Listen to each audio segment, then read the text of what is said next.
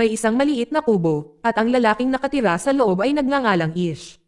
Siya ay isang tahimik, introvert na heologo na piniling mamuhay ng mag-isa, binubugol ang kanyang mga araw sa paghahanap ng mga bato. Hawak ang kanyang martilyo, tumungo si Ish sa isang bangin at sinimulang hampasin ang bato hanggang sa matagpuan niya ang kanyang hinahanap. Ngunit nang sandaling ibaba niya ang kanyang pagbabantay, isang ahas ang sumugod mula sa pagitan ng mga bato at kinagat ang kanyang kamay. Agad na napagtanto ni Ish na ito ay makamandag. Sinubukan niyang tawagan ang 911, ngunit nadulas ang kanyang telepono at nawalan ng malay. Mabilis niyang inisip, tinusok ang kagat, saka sinubukang sipsipin ang lason. Hindi niya alam kung epektibo ito, ngunit ilang sandali pa, nagsisimula siyang makaramdam ng pagkahilo at panghihina. Nagawa ni Ish na makabalik sa kubo, ngunit lalo lang siyang lumala. Uminom siya ng napakaraming tubig, bumagsak sa kama, at di nagtagal, nawalan siya ng malay. Lumilipas ang panahon, nang sa wakas ay nagising si Ish, mukhang nakaligtas siya. Nagsimula ng maghilam ang sugat sa kamay niya. Habang naghahanda na siyang umalis, napansin niya ang kanyang sasakyan na puno ng dumi, parang may bagyo kagabi. Hindi masyadong iniisip ni Ish, kaya pinunasan na lang niya ito. Nang sinubukan niyang paandarin ang kotse, nahihirapan ito noong una, at sa huli ay umandar. Nagmaneho si Ish papunta sa lungsod, ngunit parang may kakaiba. Walang tao sa mga kalsada, at wala siyang makitang kahit isang sasakyan maliban sa sarili niyang sasakyan. Wala siyang ideya kung ano ang paparating. Pumasok si Ish sa isang supermarket at sa parking lot ay nakakita siya ng mga sasakyang militar, yung tipong dapat ay nasa mga lansangan. Ang mas malala pa, may bangkay na nakahandusay sa liblib na lugar. Habang tumatagal ang kanyang paghahanap, mas dumarami ang mga bangkay na kanyang nakikita kasama ang mas maraming mga truck ng militar. Pagkatapos ay may napanood siyang balita sa screen. Sumiklab ang isang pandaigdigang pandemya at ang mundo ay isinailalim sa kwarentenas.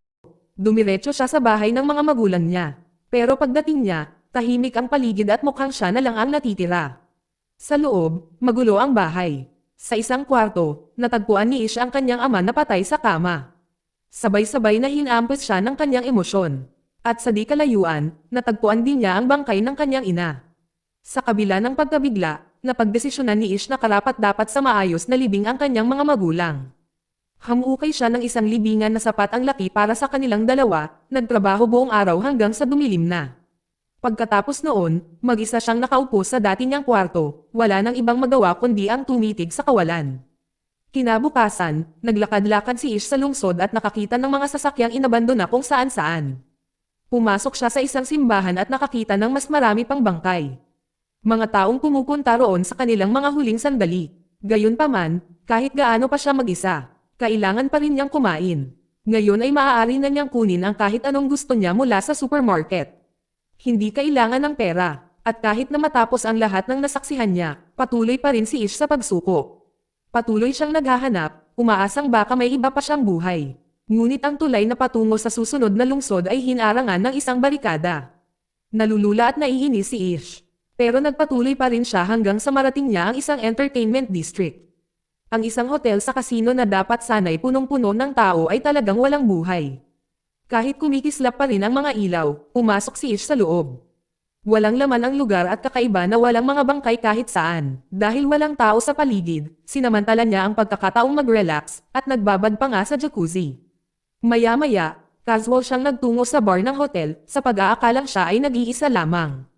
Pero mali siya. Naroon ang dalawang nakaligtas, isang babaeng nagngangalang Ann at isang lalaking nagngangalang Milton. Hindi sila magkasintahan. Nasa hotel lang sila nanunuluyan nang tumama ang pandemya. Ipinaliwanag ni Ann na buhay pa sila sa isang dahilan. Sila ay immune sa anumang sanhi ng pagsiklab. Si Ish, na walang malay sa pinakamatinding panahon ng kagat ng ahas, ay hindi man lang namalayan kung ano na ang nangyari sa mundo. Ipinakita ni Milton kay Ish ang kuha ng balita, na nagpapakita ng kaguluhang nagaganap sa bawat bansa. Napakabilis kumalat ng sakit, mas mabilis na hindi kayang pigilan ng kahit anong bakuna. Ibinahagi ni Ann na nasaksihan niya pa nga ang pagkamatay ng sarili niyang anak sa pamamagitan ng isang video call. Hindi lahat ng tao ay wala na, pero halos lahat sila ay wala na. Humigit kumulang 99.9% ng sangkatauhan ang nalipol na. Matapos maintindihan ang lahat, lumabas na ng bar si Ish. Kinabukasan, hinanap ni Ish sina Milton at Ann, ngunit mahirap silang matagpuan. Ang kanyang paghahanap ay nagdala sa kanya sa isang silid na puno ng mga mamahaling damit kung saan nanunuluyan si Ann. Iniisip ni Ish kung ano ang pakiramdam ng maging isa sa mga huling taong nabubuhay sa mundo. Ipinaliwanag ni Ann na ang tumitibok na puso ay hindi palaging nangangahulugang tunay na buhay ang isang tao. Dinala niya si Ish sa isang restaurant sa loob ng hotel. Mahilig magluto si Milton at kahit may supply ng pagkain ang hotel, makakakain pa rin sila ng disenteng pagkain. Habang kumakain, nilinaw ni Ish na wala siyang planong magtagal.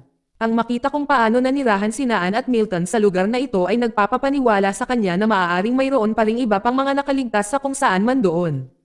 Ipinaliwanag ni Milton na hanggat patuloy na tumatakbo ang kuryente, magkakaroon sila ng sapat na pagkain para sa ilan pang linggo. Wala siyang balak na magsumikap para mabuhay kapag naubos na ang mga supply at mas pipiliin pa niya ang hindi kapanipaniwala kaysa mamuhay ng ganoon. Nakapagdesisyon na si Ish na magpatuloy. Paglabas niya, nakarinig siya ng mga putok ng baril sa di kalayuan at naging malinaw na pinili ni Milton at Ann na huwag nang magpatuloy sa ganito. Ipinagpatuloy ni Ish ang kanyang paglalakbay ng mag-isa. Sa daan, may nakasalubong siyang aso na humarang sa kanyang dinadaanan.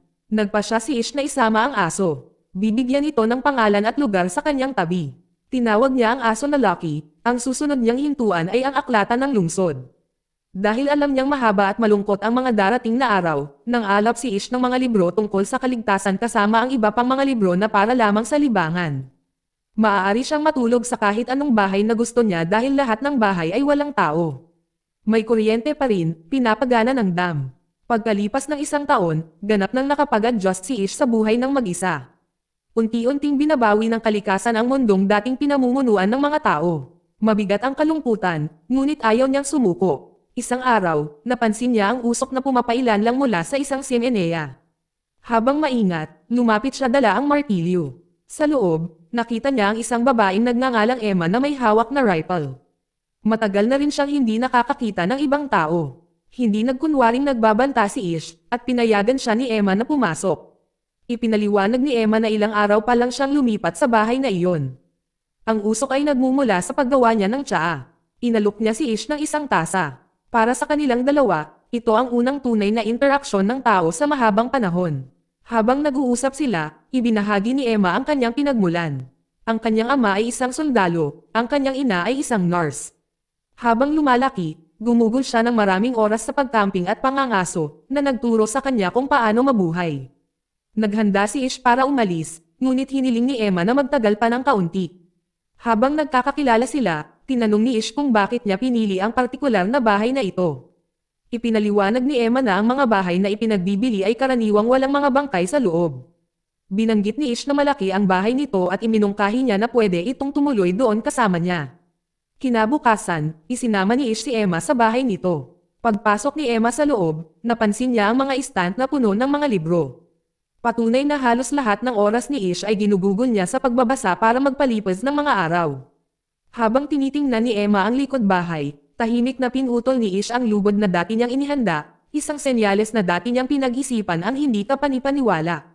Kasabay nito, sinabi sa kanya ni Emma na ang kanyang mga supply ng pagkain ay inatake ng mga daga. Magkasama silang tumungo sa supermarket upang manguha ng mga patibong ng daga at iba pang mga pangangailangan. Nasa tindahan ang lahat ng posibleng kailanganin nila, at sa sandaling iyon, naisip ni Ish na mas mabuting doon na lang sila tumira. Pero ang supermarket ay hindi isang tahanan. Delat ang pagkain lang ang kinakain ni Ish, na hindi bagay kay Emma, na marunong manggaso. Inamin ni Emma na nami-miss na niya ang huni ng mga ibon, sinasabing masyadong tahimik ang mundo. Mula noon, nagsimula na silang magtulungan ni Ish para mabuhay. Ang pangangaso at pangingisda ay nagiging bahagi na ng kanilang nakagawian.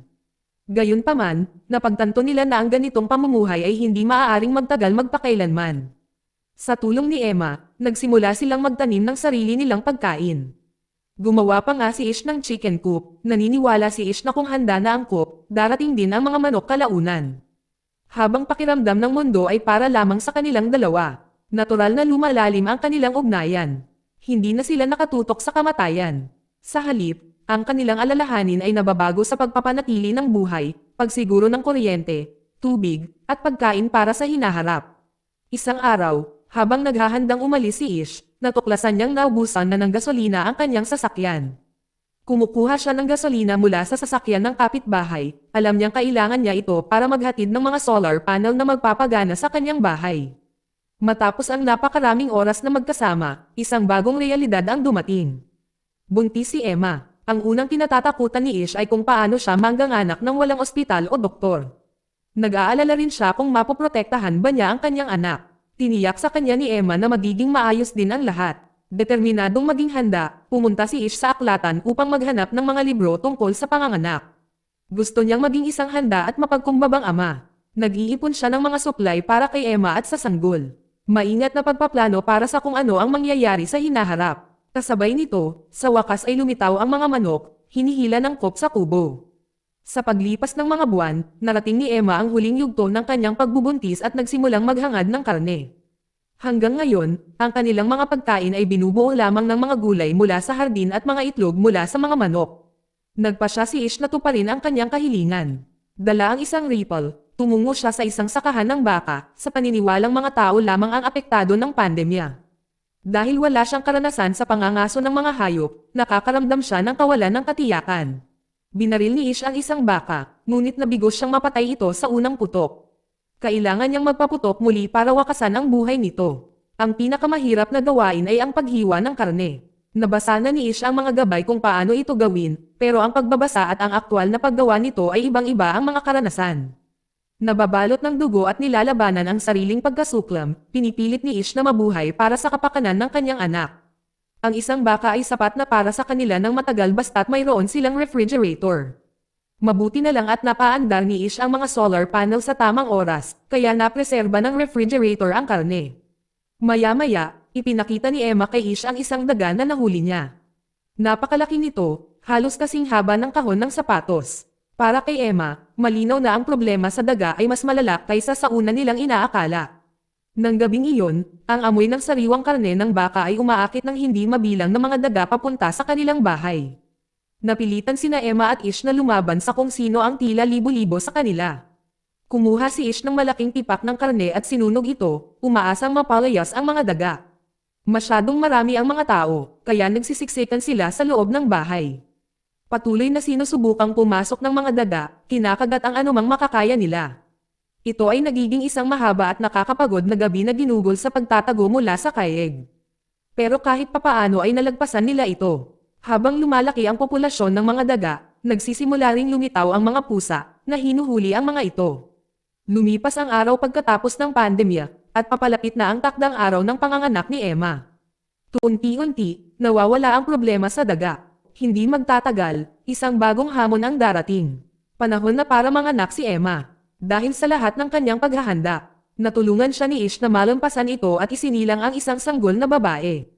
Heather ang pangalan niya. Ang pagkakaroon ng anak ay nagdudulot ng bagong kulay at layunin sa buhay ni na Emma at Ish.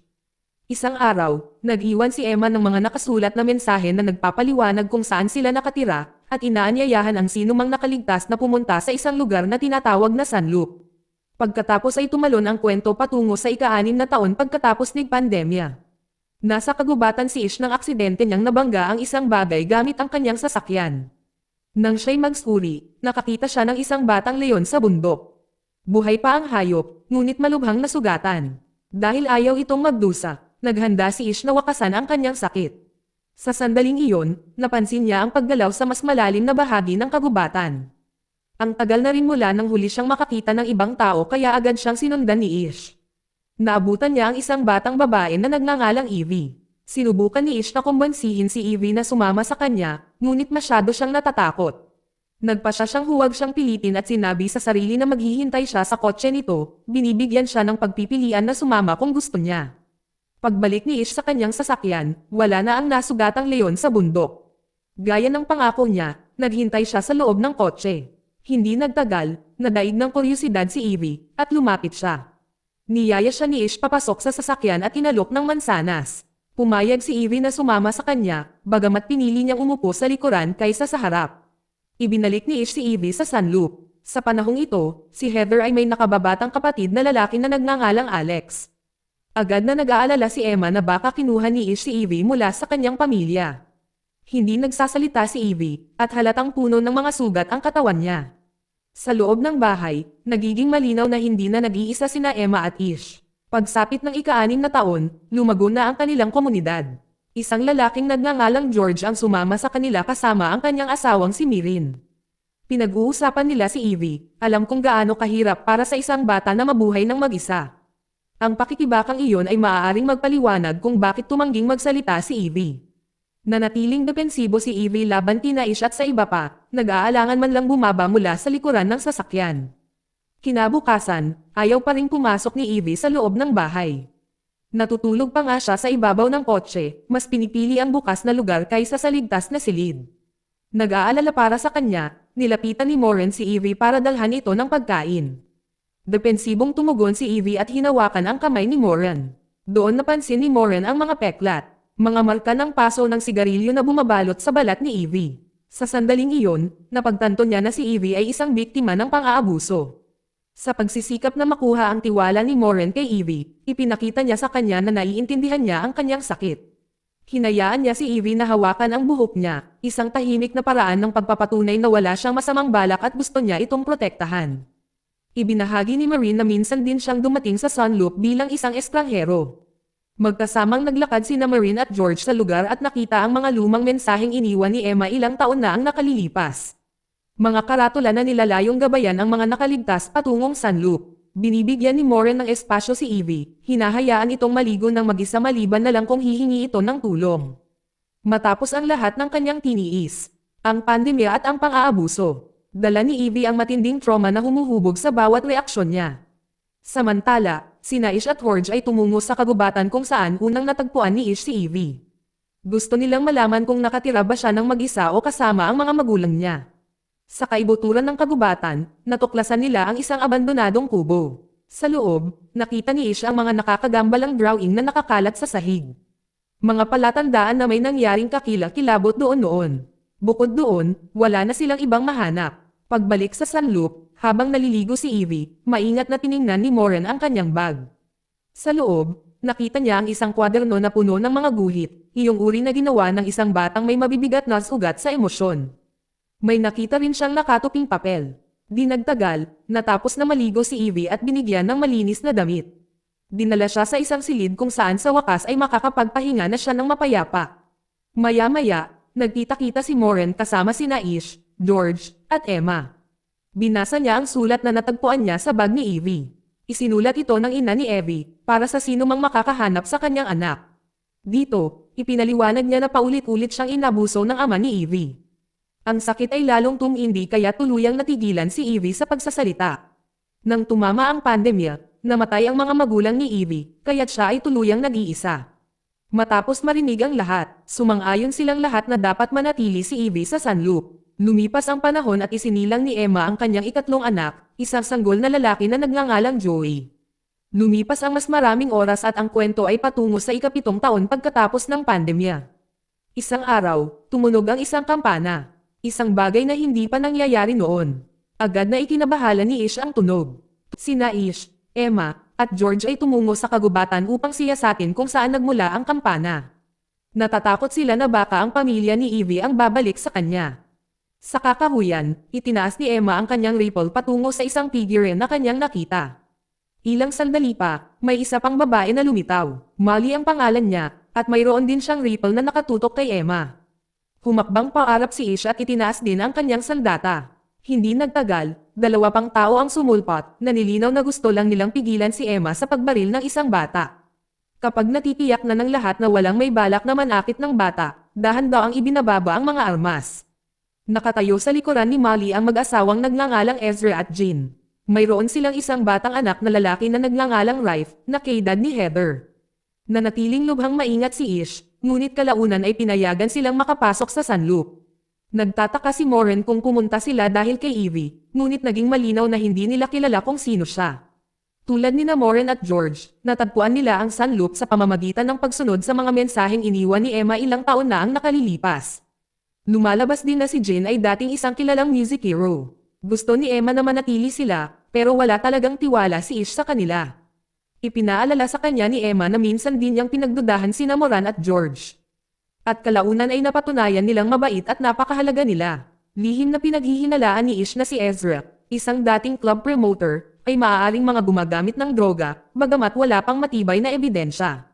Naniniwala si Emma na maaari silang maging kapaki-pakinabang, lalo na't isang doktor si Molly. Naniniwala rin siya na makikinabang si Heather kung magkakaroon siya ng kaibigang kasing edad niya. Kinabukasan, isinama ni Ish ang lahat ng matatanda maliban kay Emma para sa isang pamalit na supply. Ang kanilang pangunahing layunin ay pagkain at detergent. Nagtanong si Molly na maghanap ng gamot, pero iginiit ni Ish na wala ng laman ang mga iyon at hindi nila maaaring sayangin ang oras. Sa kanilang paglalakbay, hinaranggan ng isang bison ang kanilang landas, kaya napilitan silang hatiin sa 3 grupo. Magkasamang hinalugog ni Ish at Ezra ang isang tindahan at nakakuha ng mga delatang pagkain na ligtas pa ring kainin. Nag-iisa si Jean, kahit dapat sanay kasama niya si Molly. Sa halip, humiwalay si Molly at direktang nagtungo sa ospital nang hindi pinansin ang mga tagubilin ni Ish. Pagkalipas ng ilang oras, natapos na ang paghuhukay ng mga basura at naghanda na ang lahat para sa muling pagsasama-sama.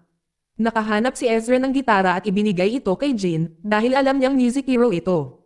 May isang tao pa ring nawawala. Hindi pa bumabalik si Molly at nasa ospital pa rin. Doon niya natuklasan ang isang nakatagong bodega na puno ng mga gamit medikal. Kalaunan ay nahuli nang bumalik si Molly na may dalang malaking sako ng gamot.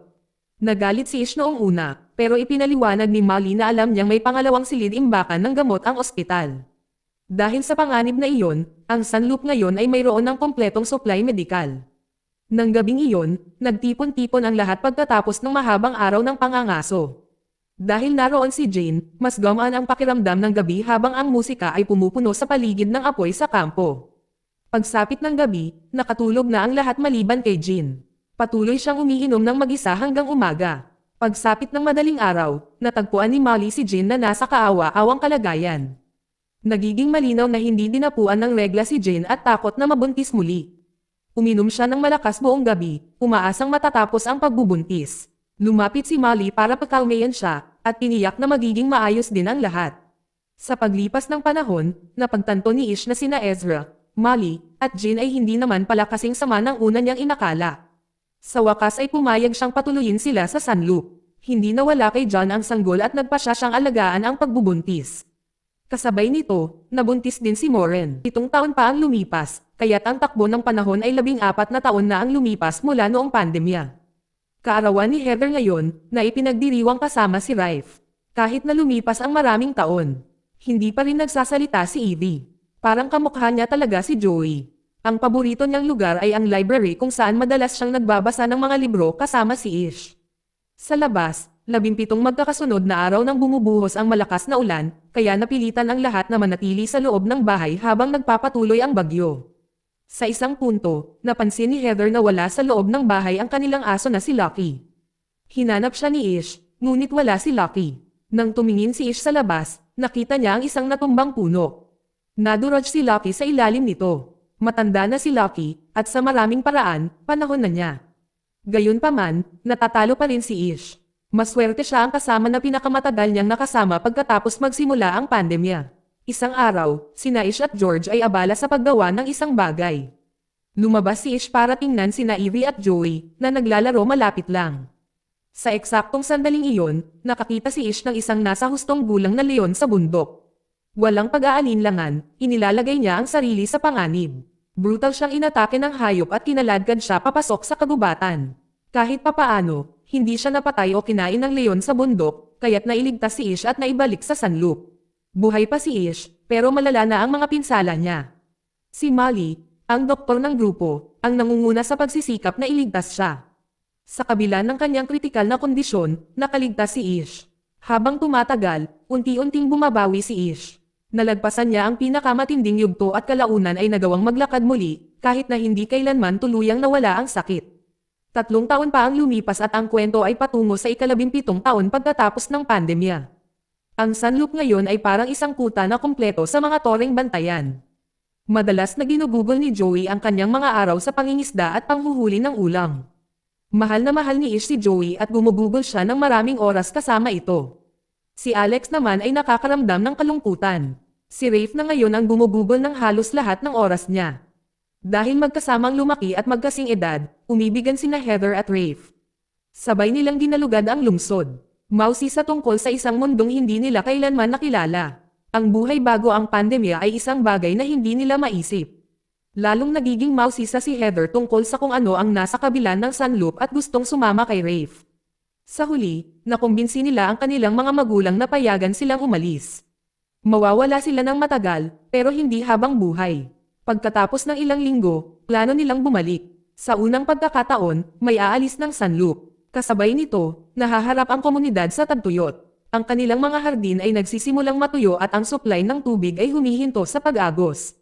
Sinuri ni Naish, Ezra, at Joey ang dam at natuklasan nilang tuluyan na itong natuyo. Kinakalawang at naghihiwa-hiwalay na ang mga tubo, at nagiging malinaw na hindi na maaasahan ang dam. Pagkatapos ay may hindi inaasahang mangyayari. May natano silang sasakyan na umaandar sa di kalayuan. Agad na naging alerto si Naish at Joey dahil 10 taon na ang nakalipas mula noong huli silang nagkita ng bago. Mabilis na bumalik si Ish sa sunloop upang balaan ang lahat na may nakita silang ibang tao. Hindi nagtagal, sinundan sila ng estrangherong kanilang nakita pabalik sa sunloop. Ang pinuno ng grupo ay isang lalaking nagngangalang Charlie. Kasama niya sa paglalakbay ang kanyang partner na si Perry. Mabilis na nalaman ni Charlie na ang sunloop ay dumaranas ng matinding kakulangan sa tubig at nag-alok siya ng tulong. Ang grupo ni Charlie ay binubuo ng ilang matatanda, ngunit walang tiwala sa kanya si Ish. Upang patunayan ang kanyang halaga, ipinakita ni Charlie na mayroon siyang kagamitang kayang magbutas ng balon. Nag-alok siyang tumulong sa paghahanap ng tubig kapalit ng pagkain at lugar na mapagpahingahan. Hindi tulad ni Ish, hindi agad naghinala si Emma, at pinapasok niya ang grupo. Tinanong ni Ish kung gaano katagal bago makahanap ng tubig. Tinataya ni Charlie na sapat na ang 3 araw. Pumayag si Ish sa kasunduan. Kapag natagpuan na ang tubig, bibigyan si Charlie ng mga supply at panggatong upang maipagpatuloy ng kanyang grupo ang kanilang paglalakbay. Nang hindi nag-aksaya ng oras, sinimulan na ni Charlie ang pagbabarena. Maya-maya, magkasamang nangaso sina Ish at Charlie sa kagubatan. Nakakita sila ng osa at walang babala, binaril ito ni Charlie mula sa likuran. Ang osa ang magiging hapunan nila ng gabing iyon. Habang lumalalim ang gabi, sina Ish at Charlie na lang ang natitira sa tabi ng apoy sa kampo. Ibinunyag ni Charlie ang kanyang pananaw sa mundo. Para sa kanya, ang mundo ay para lamang sa malalakas, habang ang mahihina ay dapat mahuli. Sa kanyang isipan, ang kaligtasan ay nagbibigay ng pagmamayari sa lahat ng bagay. Kinabukasan, nagpatuloy si Charlie sa paghahanap ng tubig. Hayagan ng inamin ni Ish na wala pa rin siyang tiwala sa kanya. Binaliwala ito ni Emma, at sinabing noon pa man ay nahihirapan na si Ish na magtiwala sa mga bagong tao. Gayunpaman, lalong nagiging hindi mapakali si Ish, lalo na nang mapansin niya ang tingin ni Charlie kay Evie. Sa ikatlong araw, gaya ng ipinangako ni Charlie, sa wakas ay natagpuan na ang tubig sa sunloop. Nalutas na ang problema ng tagtuyot. Gayunpaman, hindi pa rin kumukupas ang kawalan ng tiwala ni Ish. Gusto na niyang umalis si Charlie, pero nilinaw ni Charlie na mas gugustuhin pa nitong manatili. Nang gabing iyon, ipinagdiriwang ng komunidad ang pagbabalik ng tubig. Halos lahat ay pumupuri kay Charlie maliban kay Ish, na nananatiling labis na hindi mapakali. Makalipas ang ilang oras, hindi makatulog si Ish. Tahimik ang pamayanan at tila nagpapahinga na ang lahat. Pagkatapos ay may narinig siyang paggalaw sa likuran niya. Ilang sandali pa, lumabas si Charlie mula sa loob. Dahil sa pagkaalarma, agad na hinanap ni Ish si Evie at nalaman niyang sinaktan lang pala siya ni Charlie. Ibinahagi ito ni Ish sa iba, na marami sa kanila ay nahihirapang paniwalaan sa una. Sinuri ni Molly si Evie at kinumpirma ang nangyari. Ang katotohanan ay nagagalit kay Ish. Galit na galit din si Moran, dahil tinuturing na niya si Evie na parang sarili niyang anak. Iginiit ni Ish na hindi sila maaaring manahimik at dapat silang kumilos. Inamin ni Emma na mali siya tungkol kay Charlie. Naniniwala si Ish na hindi sapat ang basta pagpilit lang kay Charlie na umalis. Alam niyang makakabalik pa rin si Charlie. Sa isip niya, isa na lang ang natitirang solusyon, ang patayin siya. Ang desisyong kumitil ng buhay ng tao ay hindi basta-basta ginagawa. Magkakaroon ng botohan at dapat sumang-ayon ang lahat. Noong una ay tumanggi si George, dahil hindi niya matanggap ang ideya ng pagpatay ng ibang tao. Matapos ang mahaba at masakit na debate, sa wakas ay pumayag na rin siya. Ang responsibilidad ay napunta kay Ish. Hinarap ni Ish si Charlie sa van nito at sinabihan itong umalis. Sa halip, ininsulto ni Charlie si Emma at kinutya si Ish, sa paniniwalang hindi ito sapat na malakas para magpatuloy. Mali si Charlie. Gamit ang kanyang martilyo, hinampas ni Ish si Charlie at napatay ito. Kinabukasan, walang nakakaalam tungkol sa pagkamatay ni Charlie maliban kay Ish at sa iba pang pinakamalapit sa kanya. Nauunawaan nila na sina Charlie at Silas lamang ang tunay na mapanganib. Binigyan si Perry ng pagpipilian na manatili kung gusto niya. Ang parehong alok ay ipinabot din sa iba pang miyembro ng grupo ni Charlie maliban kay Silas. Maaari silang umalis kasama si Silas o manatili sa Sunloop. Pinipili ng lahat na manatili. Sa huli, si Silas na lang ang natitirang kalupitan ni Charlie, ibig sabihin ay kailangan na niyang iwan ang Sunloop. Ang mga taong dating kasama ni Charlie sa paglalakbay ay hindi kailanman tunay na nagustuhan siya o si Silas, ngunit ang takot ang nagpatahimik sa kanila. Pagkatapos ay lilipat ang kwento pasulong sa 50 taon pagkatapos ng pandemya. Matanda na si Ish ngayon. Ipinasa niya ang martilyo niya sa apo ni Heather. Ito ay isang simbolo na natapos na ang kanyang panahon. Kalaunan ay sumali ang Sunloop sa bagong komunidad at nagpatuloy ang sangkatauhan. Sa kabila ng lahat ng posibilidad, nakaligtas ang mga tao at kasabay nito ay nagtatapos ang kwento.